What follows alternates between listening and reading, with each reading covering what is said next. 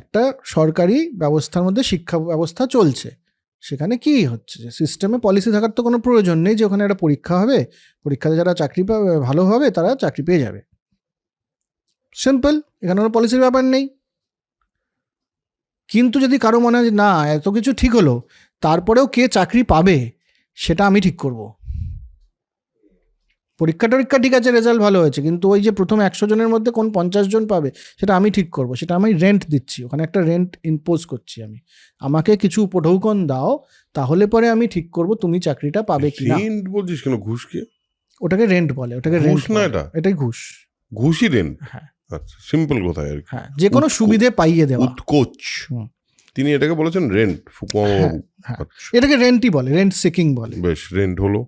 রেন্টটা একটা খুব বড় জায়গা, যে দুর্নীতির জায়গা। লাইসেন্স দেওয়াটাও তাই, ব্যবসায় লাইসেন্স দেওয়া দুর্নীতির জায়গা, এগুলো দুর্নীতির জায়গা। বা ধর এই কাস্টমের ট্যারিফ, যে বলছেন এই পেনটা ইম্পোর্ট করার জন্য ট্যাক্স নেব কি নেব না, তো তুমি আমাকে এতটুকু টাকা দাও তাহলে আমি তোমার থেকে ট্যাক্সটা কমিয়ে দিচ্ছি, এটাও রেন্ট। বা এটাও, এগুলো হচ্ছে করাপশনের জায়গা, এটা এক ধরনের করাপশন।